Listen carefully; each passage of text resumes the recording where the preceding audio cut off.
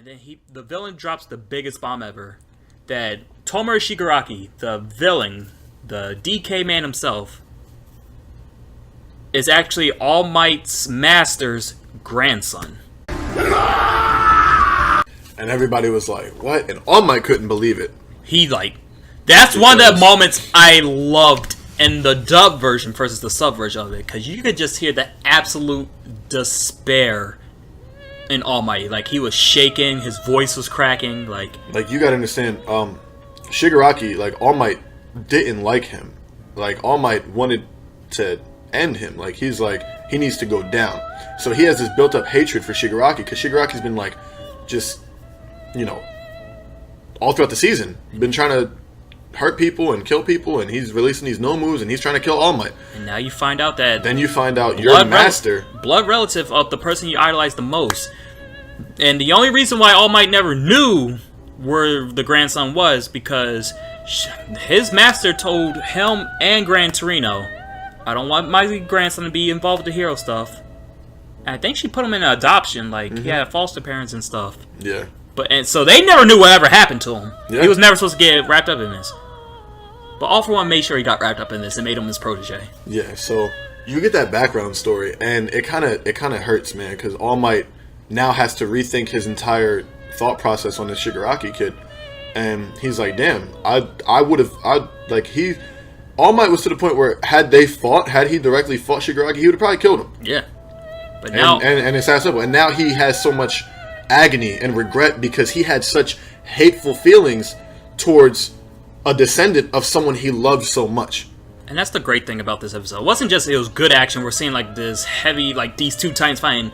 They went to a lot of emotional stuff. Like, you're covering up All Might's past. You're covering up how he's literally like weakening through this fight. Because during the progression of the match, this is like All Might now. Half his side is strong and the other side is wimpy again. Like, he's weakened right now. Now, just a quick filler with All Might specifically. He has this thing about his quirk where when he activates his quirk, he buffs up. Normally, he's like this really scrawny, skinny character. And nobody... Always coughing up blood. Yeah, always coughing up blood because he's, you know, injured and stuff. Nobody knows what All Might really looks like except for like 2 people. Or maybe a few more. But for the majority, no one knows his small form. It's just like the UA teachers and his best friend on the police force. Right. And, you know... So, keep that in mind, because we're going to get to that soon. But, anyway, back to the battle. So, All Might knows all about this now, and he's freaking out, and... But then, the woman behind him that he was trying to protect starts yelling, like, please, All Might, you're the only person who can stop him, pretty much. Right. Then, in the far off, another city, Deku and them finally escape. They're in, like, a main city. This is being filmed live. Everybody's watching these two people fighting. All Might went to a small form. His identity's been revealed to everyone. And that's huge. Like, the symbol of peace. The symbol of peace. This big buff guy who, you know, always smiling, and he's like real, you know, just stocky, super buff strong man. You know, this is the hero you've spent the last, I'd guess, 20 years looking up to. You know what I mean? And on video, after one of these punches, he breaks down into his small form. Still in his costume, don't get me wrong, but now his costume is like flabby because it's designed for his big form, and everyone in the world is now seeing their hero small. Like, he's scrawny, he's skinny, he's weak, he's bloody. Even some of the pro heroes appear at this moment. There's like Endeavor, the number 2 hero, Endeavor, that we discussed earlier. He has been chasing All Might pretty much all his life. As we mentioned before, he breeded a child just to become better than All Might, because he wasn't sure if he could do it, so he wanted to make someone who could do it. He sees this, and he's in disbelief. He's stunned. He's pissed. He's angry because this is the guy that he's been chasing for so long. Endeavor's big. Endeavor's as big as All Might is, just naturally. Like, that's just how he is. Yeah. All Might gets big with his quirk, which I personally don't know why, and I don't know if that's ever been disclosed or not, but regardless, that's not really, that's besides the point. But the point is, everyone has now seen this man exposed. And you think the spear would kick in and everybody would be like, oh no, we lost our symbol of peace. Yeah. No. Everybody, the woman behind, All Might, please, you're the only person who can save us. Everybody watching this live is just yelling like, "All Might, please defeat this guy!" Like he's still my hero. I don't care what size. That's the symbol of peace. He's still my symbol of peace. He's gonna win. This guy, I don't care how scrawny he is, if he's bleeding or not. He's gonna beat this guy. This is the hero. This is my hero. This is All Might. I don't care what he looks like. I know he can do it. And All Might starts fueling off of that, and he buffs up one hand and goes to crack All For One, and they both clash hands. Next thing you know, he goes small in this arm and transfers all his power to this arm and comes up with this insane left hook to crack the All For One. And the All For One was like, "Oh snap, okay." But it wasn't enough. It wasn't enough because one of the funniest lines to me is in the English dub where All For One acknowledges that it was kind of crafty to sacrifice his right arm to build his left arm and catch him off guard, and he goes, "Oh yeah," and he has this big hand that I told you about. Then he makes his other hand big, and he goes, "That's not like you to be that crafty." And then he goes, "Still weak though." And he goes to crack him, and then All Might ducks it, and this is where the most savage move in the show is revealed, where he rebuffs up the other arm, takes the injury off and everything. Yeah, well, first it does like this nice little like flashback to his master. He was like, "This is the power of All For One. This is the power that's going to be passed down to you." And it's like this little ball, and then he like figuratively like grabs the ball, and then it comes back to reality. And when he grabs the ball, it buffs his arm up. The ball wasn't real. It was just in his head. They always do it. It represents the combination of all the powers from each predecessor. Right. All collected into one. Yeah. Because All Might's almost done. They keep saying in the episode, he's the embers of one. Because he already passed the quirk down to Deku. He's using the last remaining of his strength, so he's collecting everything. And what move does he use, dude? So, from here... Wait, actually, a background story. What are All Might's moves based around? Okay, so first of all, the coolest thing I learned about All Might is he's American. He's the #1 hero out of America. Yeah, he's shout out American, to Japan for shooting us so much love. Yeah, he's either American or half American, half Japanese. Yeah, it's either or. He could easily be the byproduct of an American family that moved to Japan. Mm-hmm. It could easily be that. We don't know for sure, but we know he is referenced as the American because Endeavor even says it. Endeavor's like, "You'll let the American go fight, but not me." And they're like, "No, we need you out here, yada yada. You're for if he fails, yada yada." So, but it's cool because he's American.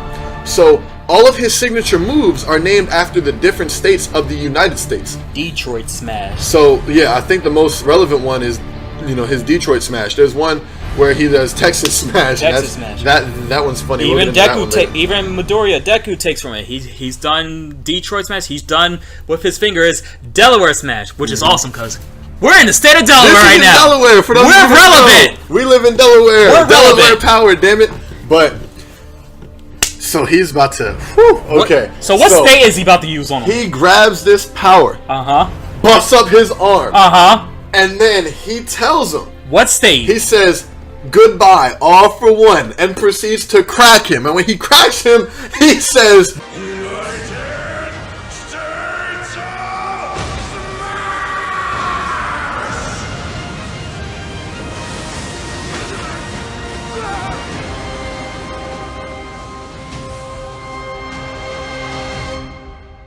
and he cracks this man into the fucking ground. United States? He does the entirety of the United States, and not even just all. I'm not saying he literally named every state. He calls the move the United States of Smash, and it is his most powerful hit that we've seen. And he cracks All For One and just drives him into the ground. When he impacts, it makes a crater within a crater within a crater, and he finally dropped him. He ends All For One. He's prevailed again. Mind you, he's still skinny. The only part of him that's the buff All Might that we know was the arm that punched, and that's because that was the last of his power. And that's where things get kind of sad. Because after this scene happens, the embers of One For All have finally faded out of him. You see it.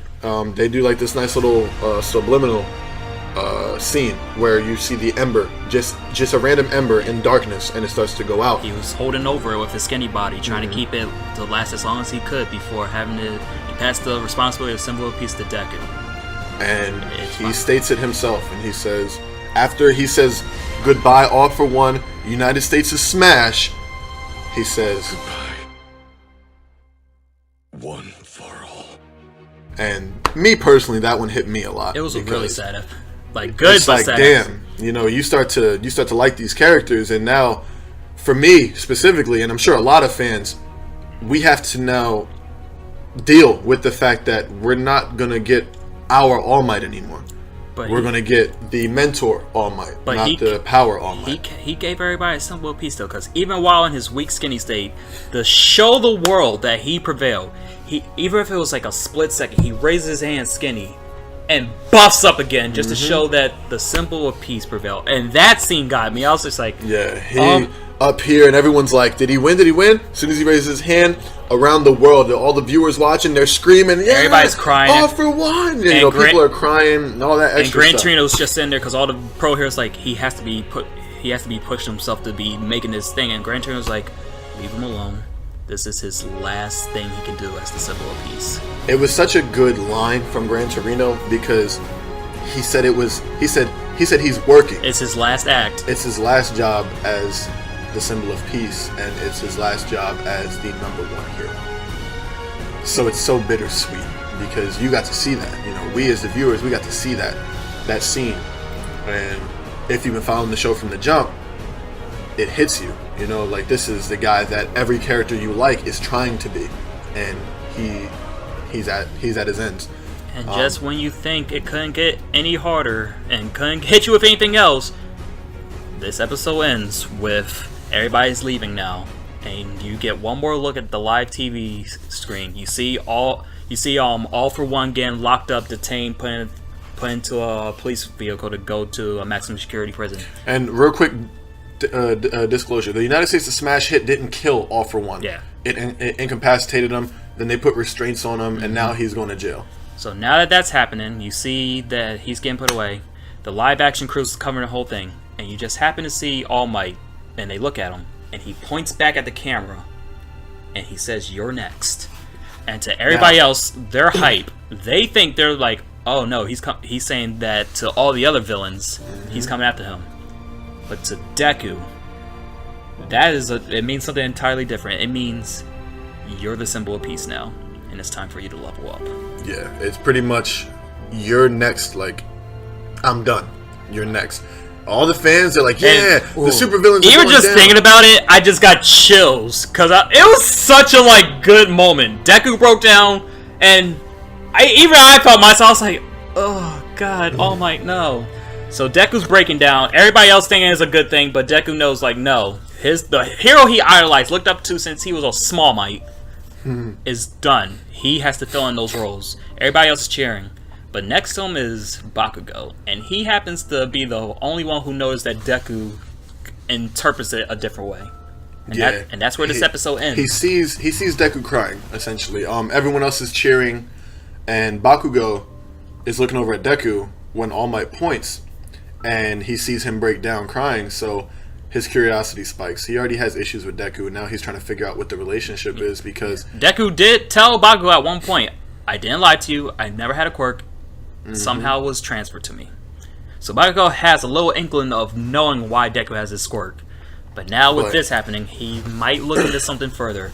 But now we go to the next episode. So that's how episode 49 concludes, everybody. We ran through 47, 48, 49. All three of those episodes are the background, climax, and ending, or the rising action, climax, and falling action of the event between All Might and All for One. Regrettably, or not regrettably, but sadly, All Might's possible final battle. We don't know, because there's been, in the very next episode. Okay, so let's just pick up this. The next episode picks up with Deku in his room. It's the aftermath of everything. There's a lot of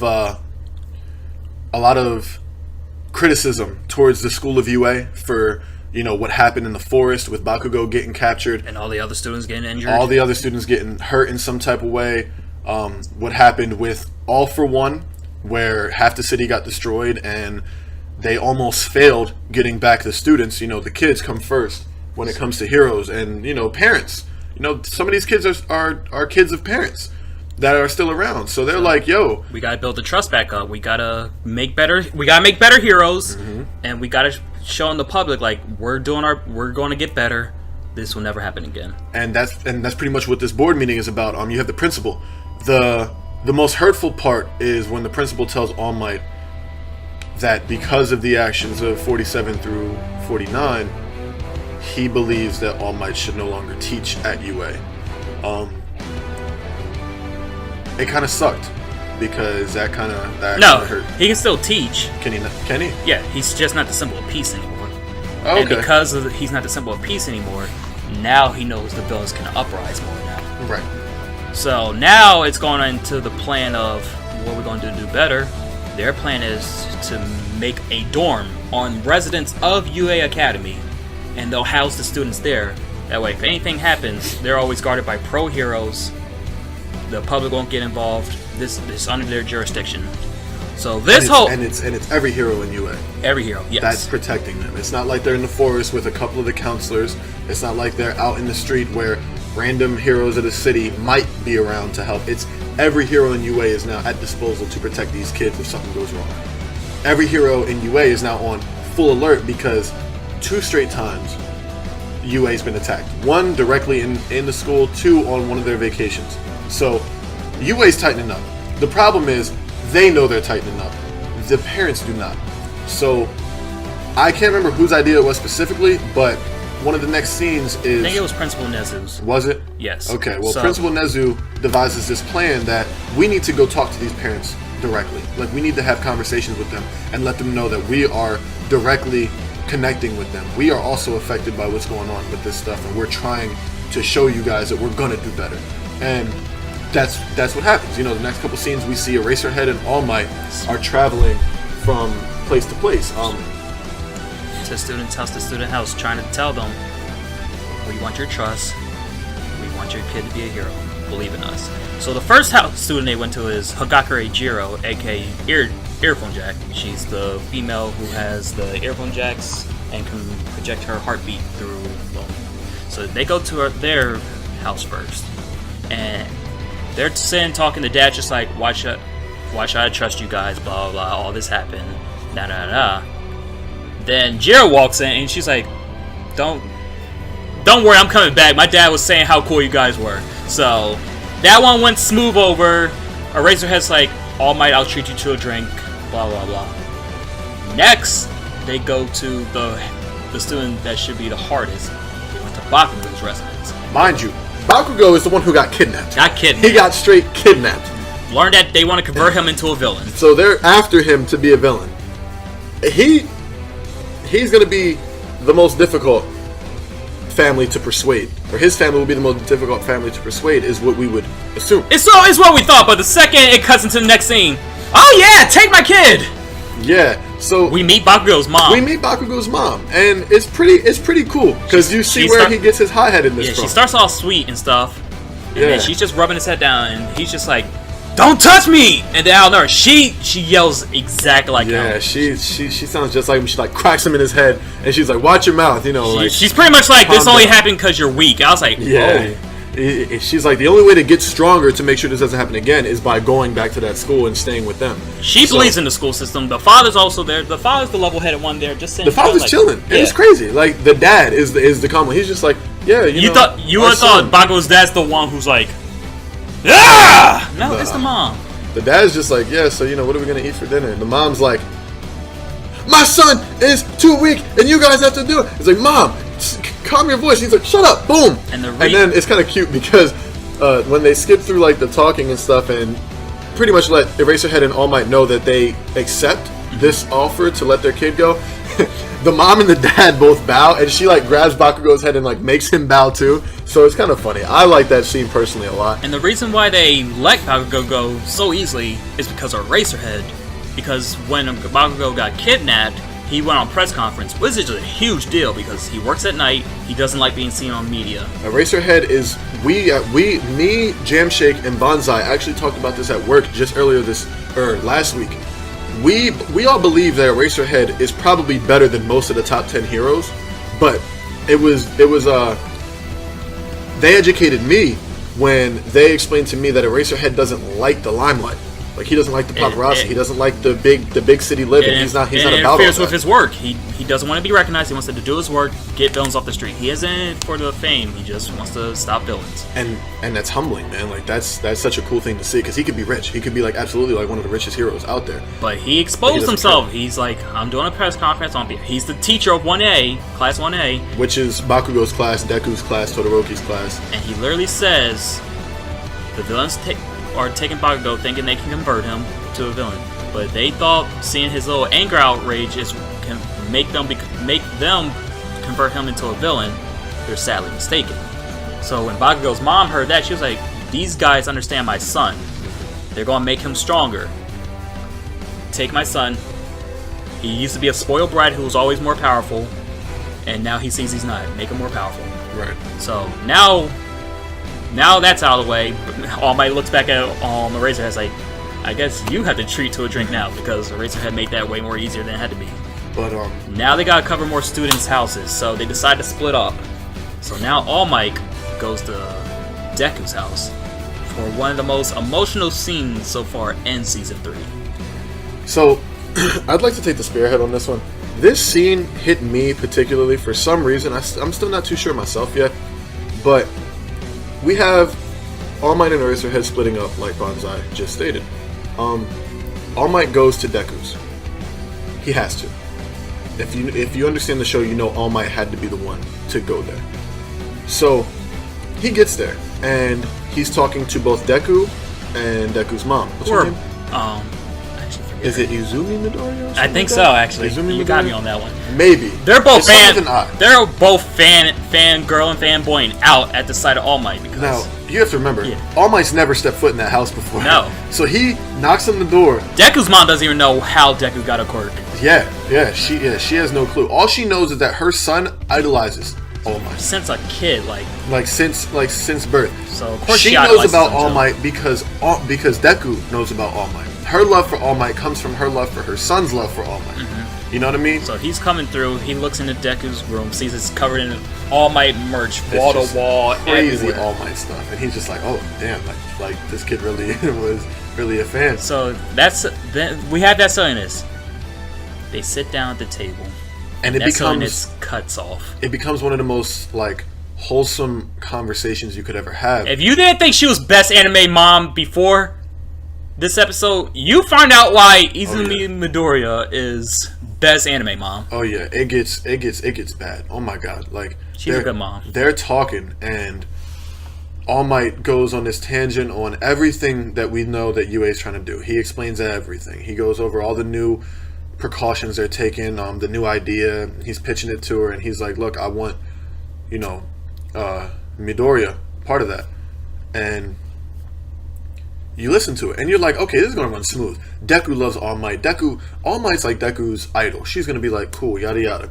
Fuck no. She straight up says, no. I refuse. And she told her son the day before, All Might came, yeah, of course. She changed her mind. She really thought about it. And at first, as a fan, you're kind of like, oh, why is she being an asshole about it? Yeah, he got kidnapped, but let's be honest, where is he safer than surrounded by a bunch of heroes? And she goes on the mother tangent, and it's probably one of the most beautiful rants I've ever heard from a show. And she starts talking about everything. So real quick, the aftermath of when the villains attacked in the forest, Deku was forced to use his arms past his limit again. Mm-hmm. And the doctor told him, if you use your arms like this one more time, your arms are done. You'll never be able to use them again. It wasn't one more time, if I'm not mistaken. It was a couple more times. If they get that injured one more time, they're done. True. He can use his arms still, but they get that heavily damaged, the way he got damaged, his arms are done. Right. He'll never use them again. And she starts going over all this. She talks about every single time Midoriya has gotten injured with the fight with Todoroki. When he first punched the 100-point robot in the beginning of the show. Every time her son has come back injured. When he fought against Shigaraki and them the first time we see All Might fight. He banged up his arm there. Or no, he banged up his legs there. Mm-hmm. And then she talked about the most recent issue where he fights this super strength guy whose quirk is literally just to build more muscle tissue on top of muscle tissue. Muscular. Like, he just gets buff and buff and buff, and his muscle tissue grows out of his skin and, like, just keeps grabbing, compounding more and more muscle tissue, which makes him, you know, strong. The more muscle you have, the stronger you're going to be. Your muscles tear in the first place. He had to fight him, and he had to go beyond his capabilities. Yeah, Delaware, Detroit smash. Yeah, so Delaware. he beat that guy, but it cost his arm severely. Like, if you were to look at pictures of, or like, you know, the most recent episodes of My Hero, Deku has crazy scars on his arms. Yeah. Which hit me, because I'm like, that's good attention to detail. That's really good, because I wouldn't have noticed if it wasn't, like, you wouldn't believe his arms were so fucked up if you didn't see them scars. And that's just how it is. Because that's one of the biggest issues I've had with the show, well, with him particularly, is the fact that he can break so many bones in the same spot and still be fine in the end of the day. But they're starting to show you that's not the case. No. Throughout that whole forest thing, you see that he's being held back. His arms are done. He's still trying to save Bakugo. And he can't, like, any sudden shifts or anything, he just intense pain. The reason why Bakugo captured, because Deku tried to reach for him but couldn't, because his arms are so jacked up. But now we fast forward back to, his mom knows everything.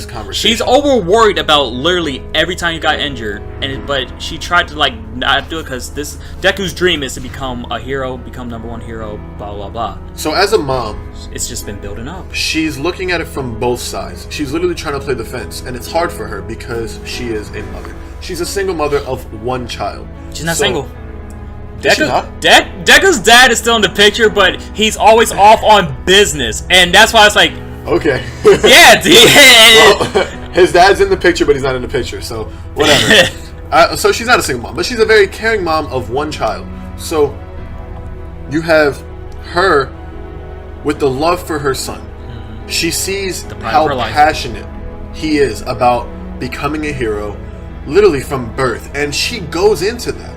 There's this scene where, as a mom, she plays on his, heroism, and she puts a blanket over her head when and mind you, it goes way back to when he's probably like not even 4 years old. Yeah. And, the kid grew up everything All Might. So she has a blanket over her head in his room, or in a room of the house, and she's like, "Oh, someone help me."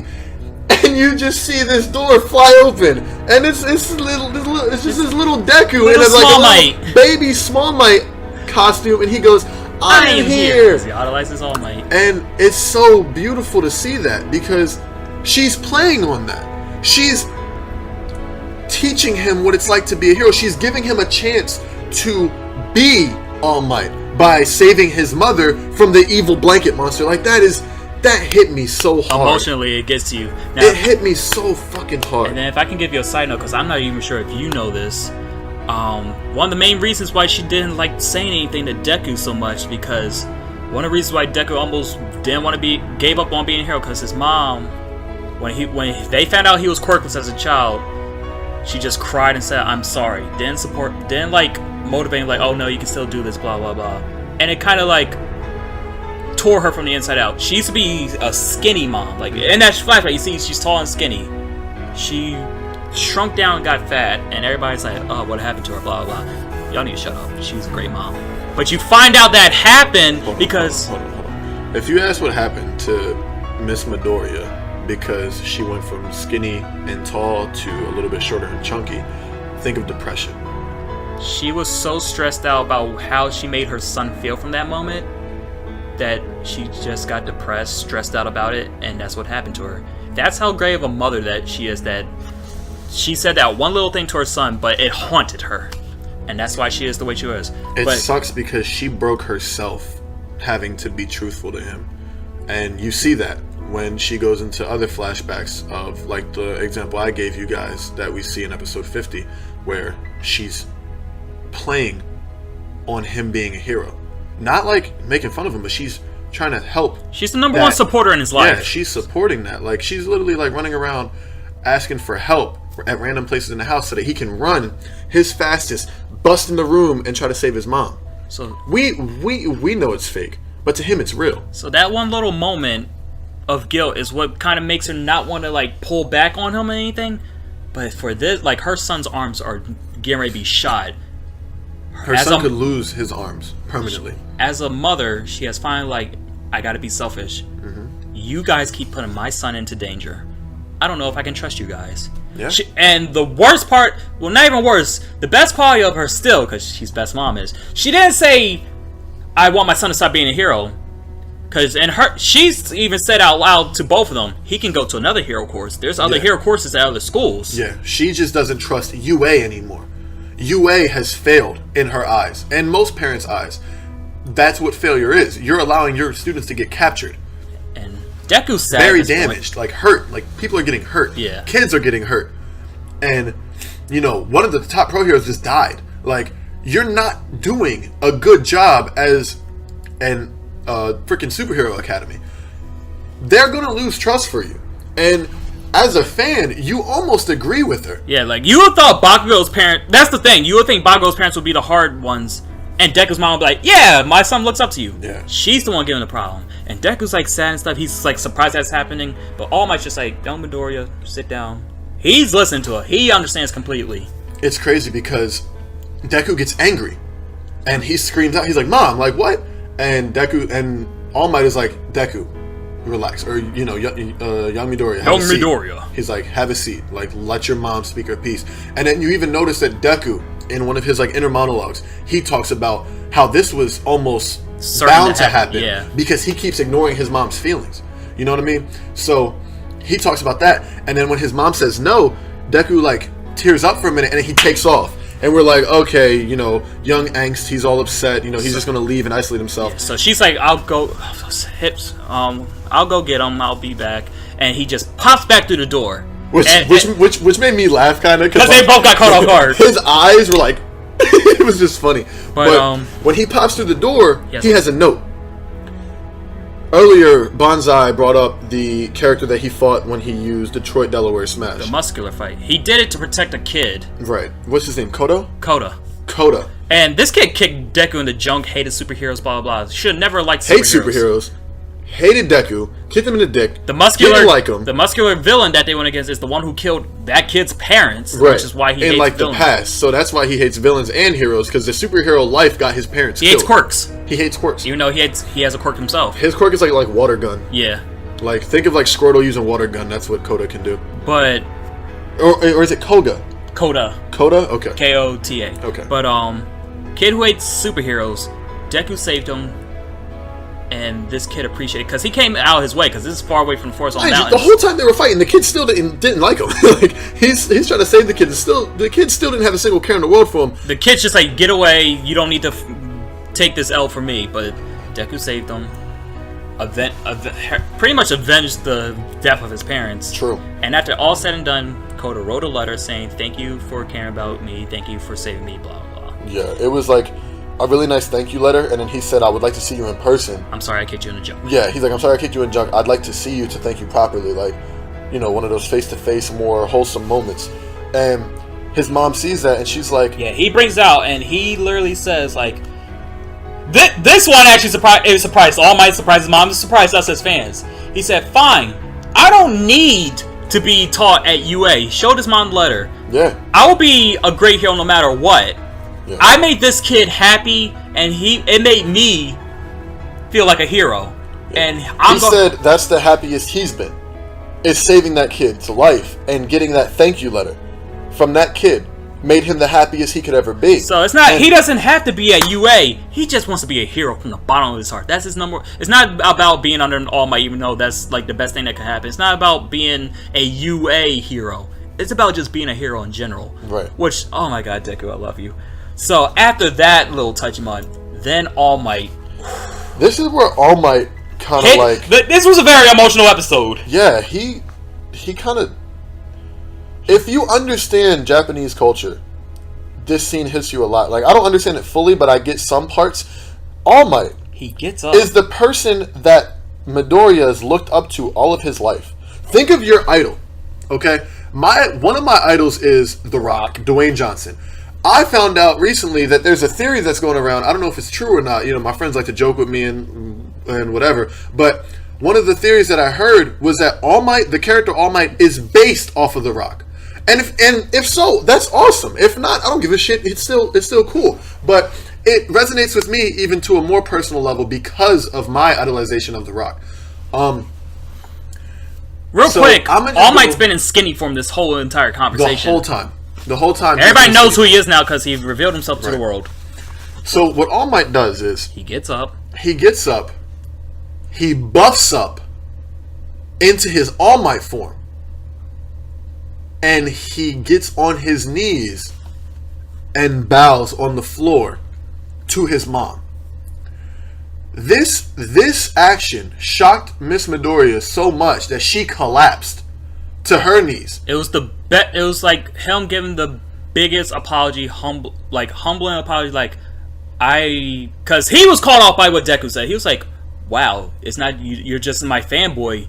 You legitimately just want to be a great hero."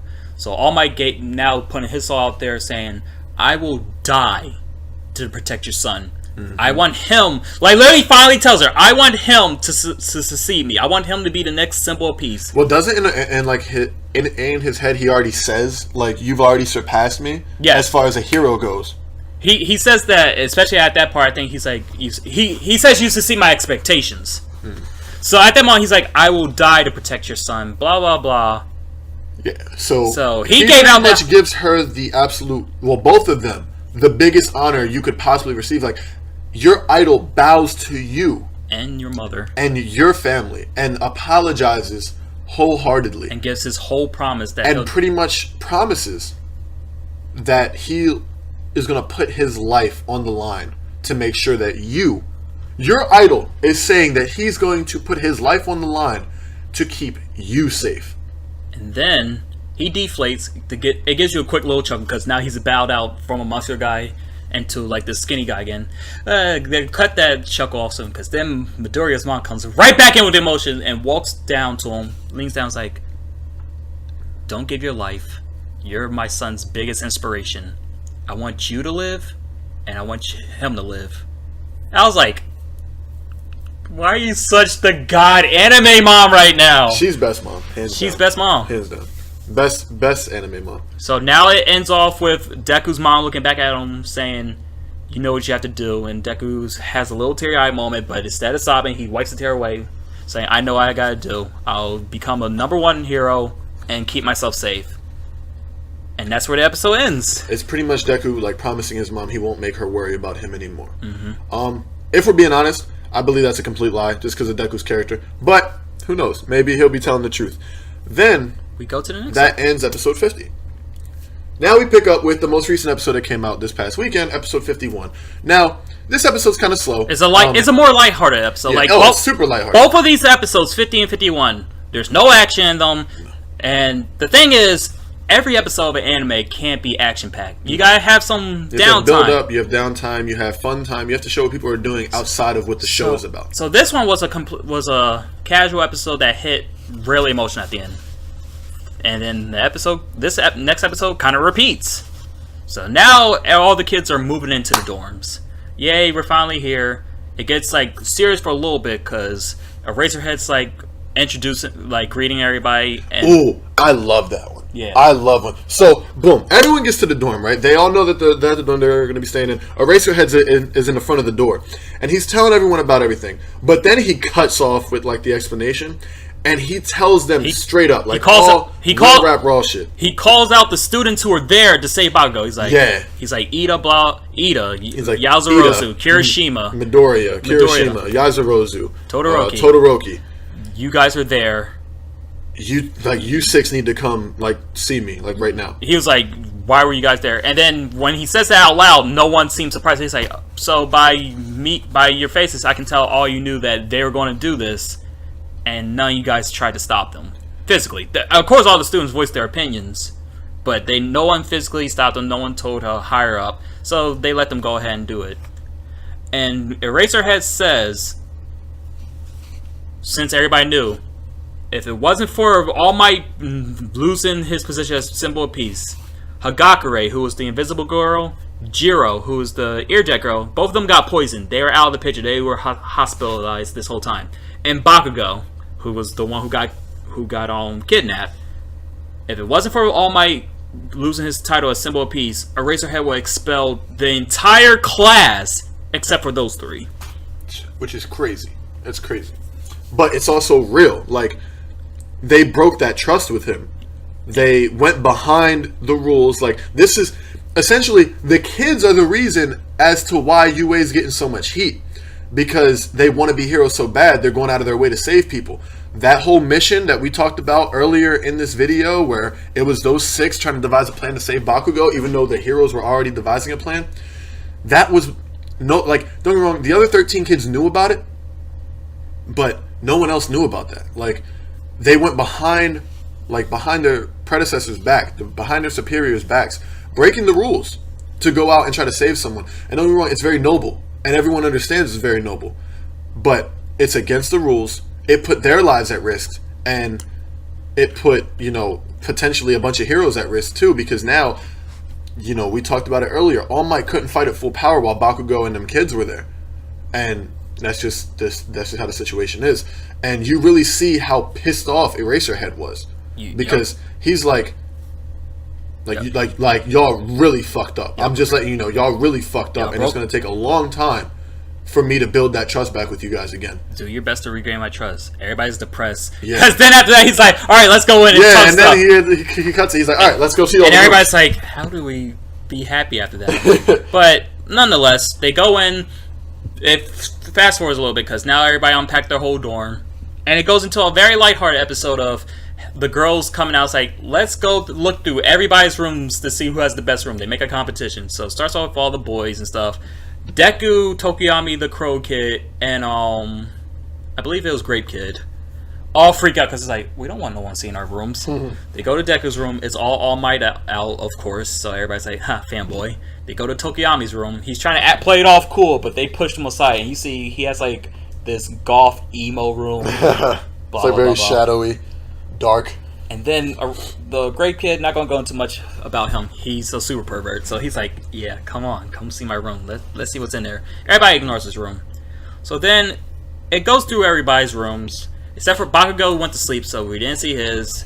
We didn't see Froppy because she said they said she wasn't feeling well, and they passed by. But you see her stick her little head out, her little Froppy face out. She looks worried for some reason. Like, why wouldn't she want them to see her room? So we go through everybody's room. It's a very funny, heart-filled moment. You've seen everybody's room. Of course, winning was actually the Sugar Kid, because his quirk is when he eats sugar, he gets like a power up. Wait, no, it wasn't him. It was the other guy, the one who's a cook. Yeah, that's him. Is it? Yeah. Oh, okay. Because his cooking helps him train his quirk. Okay. So he can, because he said it's expensive to keep buying sugar, so he makes his own stuff. So he won because the girls tried his food and it was really good. They fell in love with his food. Yeah. So he won because, the key to a woman's heart is food. Yeah. So, he won. If it wasn't for that, it would probably have been... It would probably been Todoroki. No, it actually might have been Zero, because the Tape Kid, because he had like all the like high-end furniture that you wouldn't expect it. But Todoroki's the one who like changed his whole thing to a Chinese feng shui, and everyone was like, oh. Yeah. But Yaozuro's had the big bed. But yeah, so there was that whole fun moment. Right. Then Ochako comes out because everybody's about to go to bed. And Ochako's like, all the guys who went to say Bakugo, can y'all come with me for a minute? And they walk outside. And then outside you see Froppy. She's sitting there. Everybody's like, hey, Froppy, what are you doing here? And Froppy speaks her mind. So when they first planned saying they were going to go out to try to save Bakugo, she was like, no, you shouldn't do that, blah, blah, blah. It's, you doing whatever you want with your quirks pretty much makes you the same as villains. And she was hoping saying something harsh like that would have stopped them. It didn't. And she felt guilty as hell, which leads into a moment of her just breaking down crying while explaining to all her friends, like, I didn't mean this, I didn't want to say stuff like that, but I was doing my best to stop you guys. I just want to go back to days where we all didn't feel awkward around being around each other, because technically they tried to stop them. They just used like, hey, don't do it, but no one physically stopped them. So technically the whole class was awkward around being around each other, especially after losing Eraserhead's trust. So after she breaks down, everybody's like, it wasn't your fault, please don't feel bad about that. and this was an emotional scene as well. For a Froppy fan, you would have been like, "Oh no, Froppy, don't cry." There's debate if that scene though tops the Deku's mom scene, and it doesn't. I'm sorry. I was about to say, I don't know why that's a debate. It's an emotional scene, yeah, but the Deku's mom scene is just way more emotional. It's mother, son, and way longer. The Froppy scene was... Jamshake's going to watch this later and be like, do I have to fight you guys? Because he's a huge Froppy. Shout out to Jamshake, who's going to be like giving me funny looks after he watches this, because Jamshake is probably like one of the top Froppy fans that I know personally, and you know he loves his sweet Frop. But that's I'm not gonna lie, I don't think that scene was as emotional, but it was a good emotional scene. To see her, of all people. If you're a fan of her, I like Froppy, but it didn't really hit me too hard because I'm always on the side of doing the right thing, and regardless on how Froppy feels about it, the kids were doing the right thing. Breaking the rules is sometimes what you have to do to do the right thing. You actually fall into the category of what's happened. It's like that. The animosity of the class was some people felt the right thing was to leave it to the pros. Some, like Deku and them, felt that they needed to go. So that's what built up. Right. So that was just that little moment was more of, hey, it released the stress that's been on everybody's minds, and now Class 1A is getting ready to come back to trying to do their best to become pro heroes, work together to make themselves strong and everything.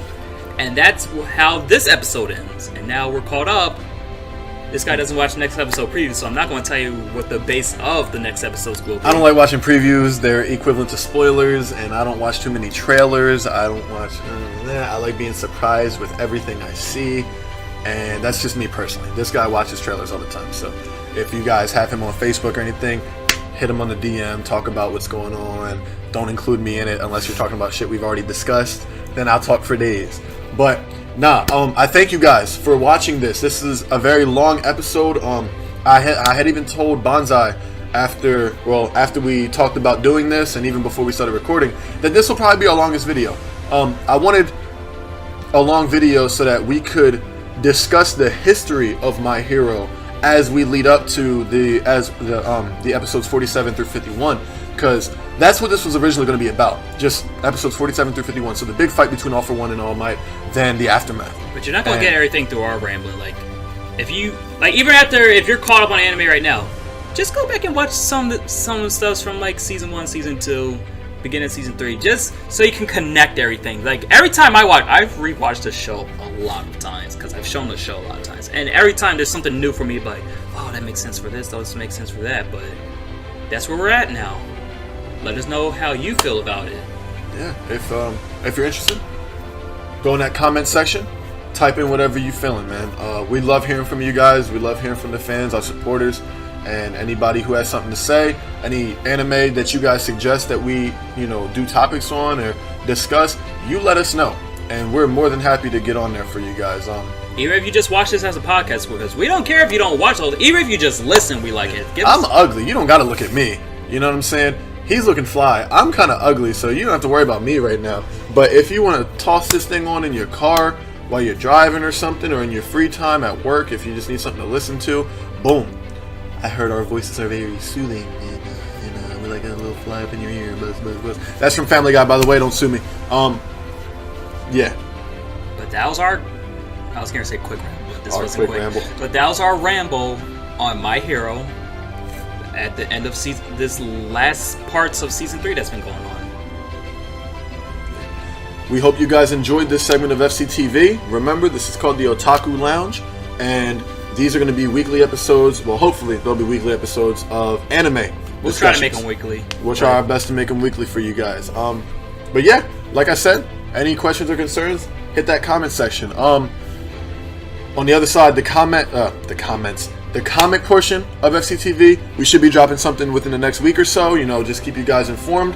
This is the anime portion.